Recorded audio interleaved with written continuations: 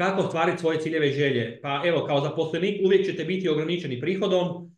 Ako ste samostalni, neko je pisao, neki obrtnik, poduzetnik, mogu zaraditi više novca, znači mogu ja utjecati na primanja, kao poduzetnik puno više, ili naravno kada vama novac stvara novac, onda ste, možemo reći, financijski slobodni. To je naša vizija za budućnost i zato radimo ovo, da na jednom mjestu ljudi mogu dobiti sve informacije koje su im potrebne, ne trebate sastanak sa 5 osoba s jednom osobom.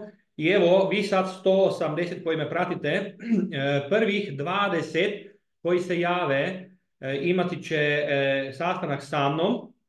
Ako ne do kraja ovog tjedna, jer evo rekao sam da putujem međunarodno, odnosno idemo u Srbiju i u Bosnu, već od ponedjeljka, ali molim vas samo vi koji ste ozbiljni, koji želite napraviti financijski plan, koji želite investirati, ulagati, da vam pokažemo gdje, a tim mojih i naših konzultanata, njih sad već 20, će vam isto tako biti dostupno da možete sjesti, razgovarate.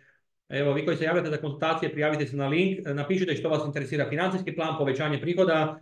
Evo, neki od vas će imati priliku osobno sa mnom, jer ne stignem sve, ali evo, tako da možemo razgovarati. To je znači prvi korak, a drugi korak je povećanje prihoda. Ako vas sve ovo interesira o čemu sam ja razgovarao, onda imamo i temu kako i vi možete, kao što je ovih 20 konzultanata koji su bili na nekom od naših webinara, seminara u zadnjih nekoliko godina, rekli mene to interesira me edukacija i oni ostvaruju honorarno prihode s nama, jer omogućavamo suradnju uz posao, uz studij kao dodatan izvor prihoda.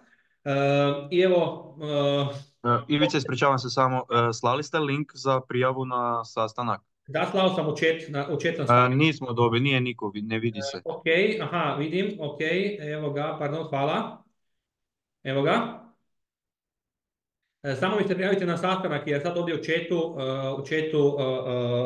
neću to moći gledati. Znači imate link, prijavite se, pišete ime, prezime i dolazi nam direktno i zovemo vas, idemo razgovarati. Za početak online, popričati i vidjeti što si možemo i kako si možemo pomoći. Interesira vas povećanje prihoda, 100 eura, 200 eura, 300 eura, 500 eura, ovo su prosjeci naših konzultanata honorarnih ili kao profesionalac, a jedan evo od profesionalaca koji vam se upravo javio je Mihael, koji me evo, stalno pomaže u svemu ovome, može vam isto tako ispričati svoju priču kako on ovo ostvaruje, ali ok, o tome možemo razgovarati. Ako imate osnovno znanje o financijama, vješti ste u komunikaciji, naš posao je komunikacija, gradnja odnosa, tražite nešto više, želite nove prilike, gladni ste za uspjehom, imate poduzetnički duh, želite nešto više od posla koji imate, ali uspješni ste tu gdje jeste, želite nešto više, onda o tome možemo razgovarati.